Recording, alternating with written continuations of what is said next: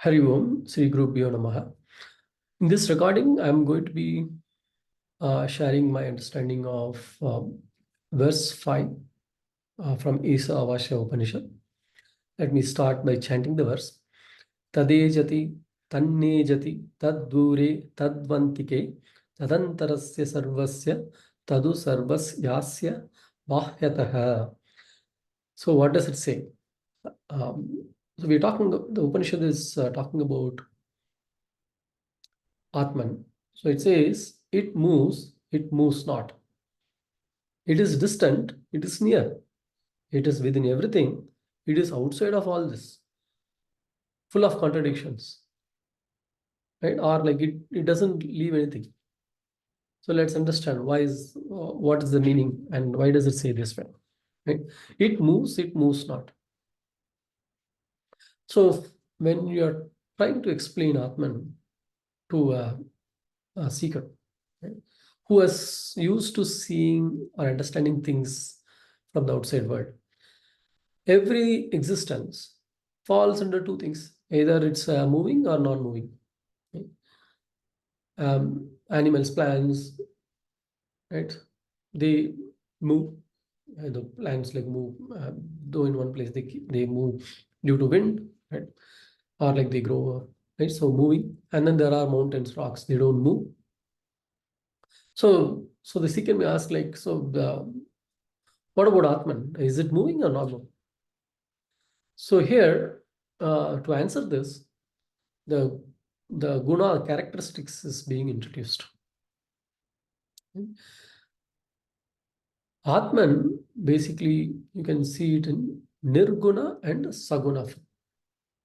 Nirguna is one is with characteristics, saguna is without characteristics, saguna is with characteristics.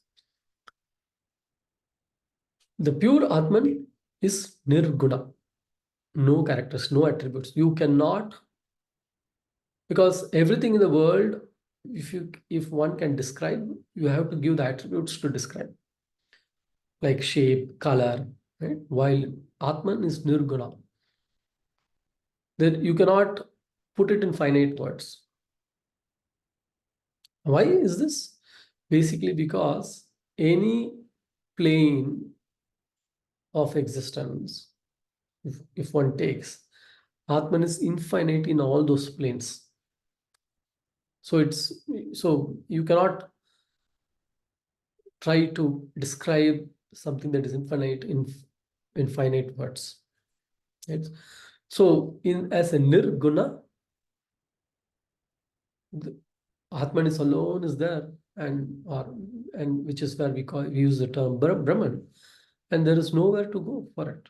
So it says it moves not. Right? Only a finite thing can move from point A to point B. If the one that we are talking about is infinite, there is nowhere to go. So it moves not from the nirguna point of view. Then a seeker may jump to conclusion that anything, Atma cannot move, does not move.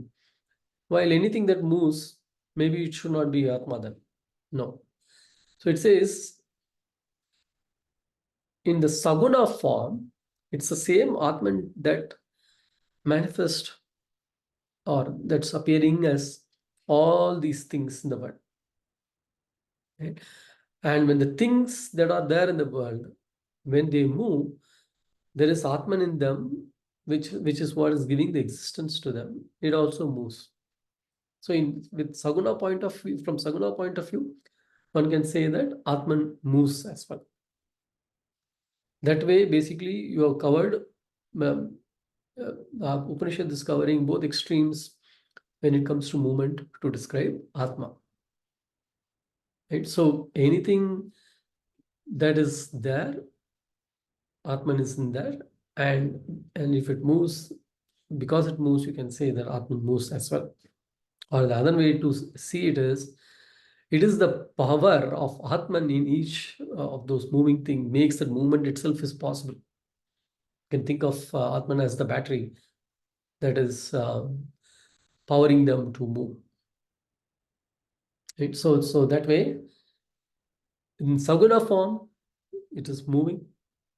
In Nirguna form, it is not moving. Okay. So looks like for both moving, non-moving, and we are using the same word, Atma.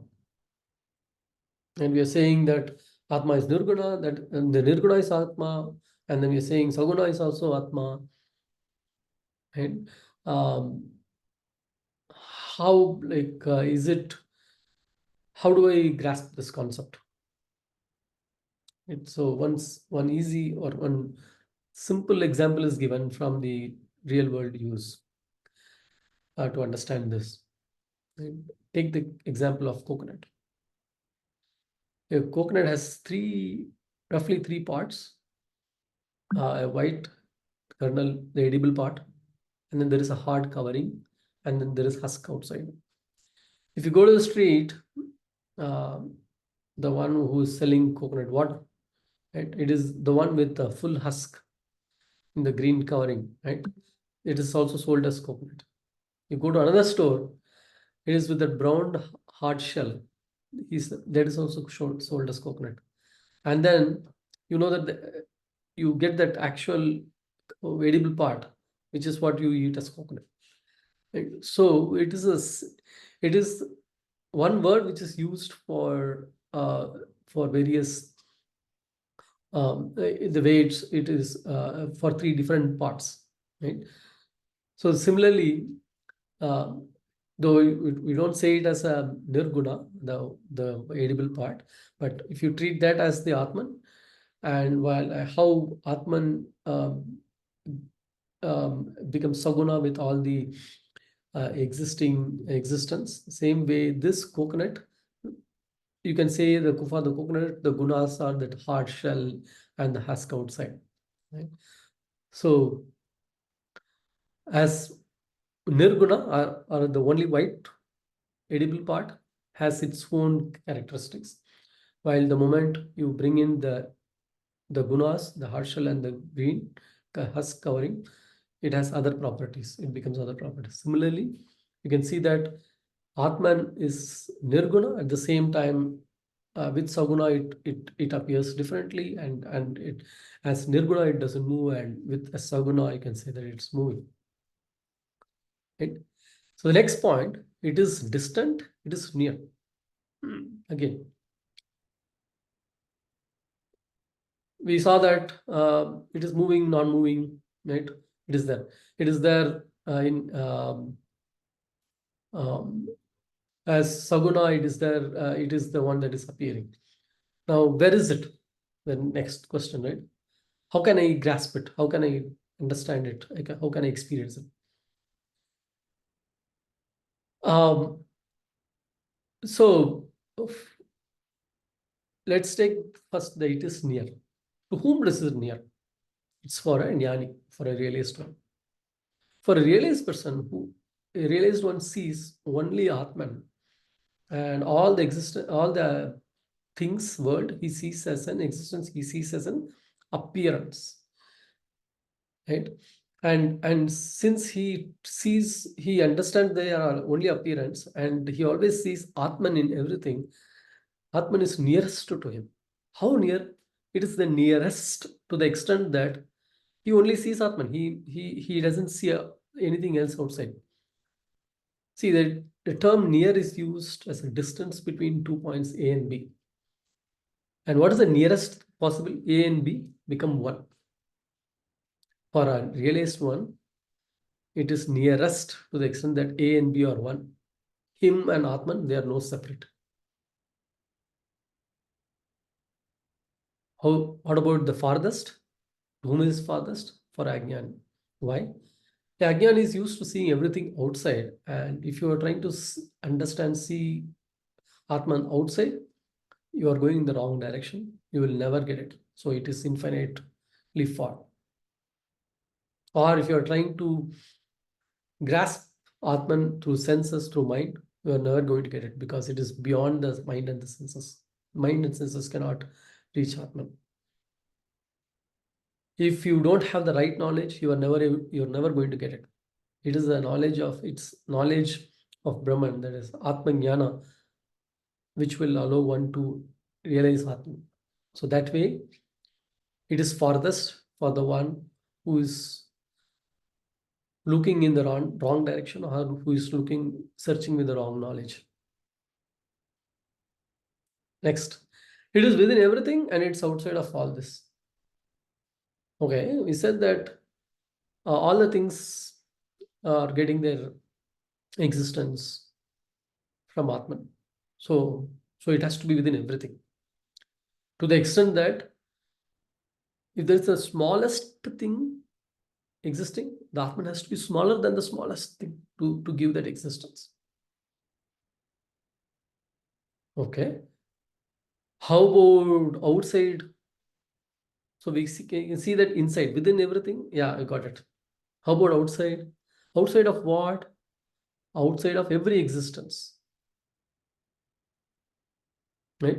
So which means for everything to exist, there needs to be a platform.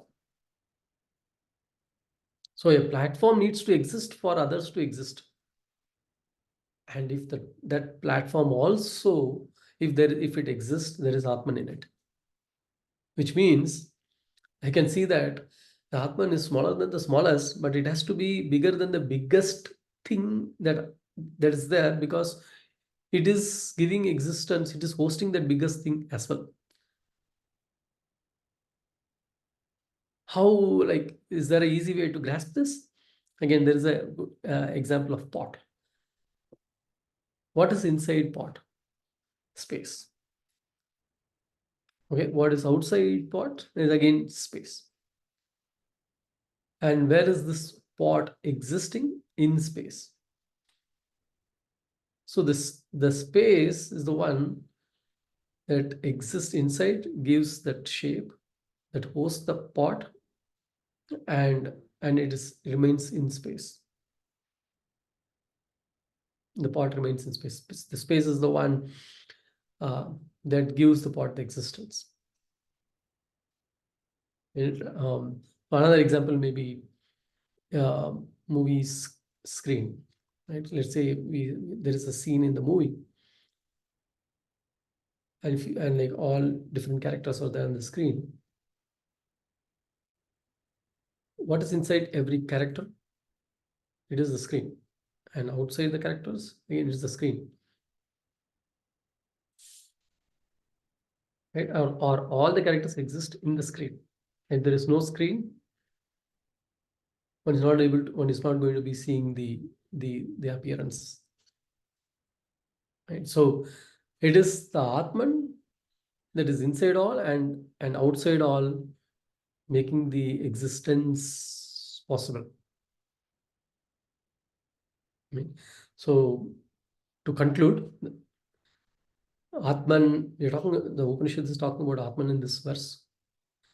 It says Atman as Nirguna doesn't move, while with Saguna, Atman is the one that makes the movement possible, or Atman is in moving as well. It is nearest to a jnani, it is farthest to a jnani.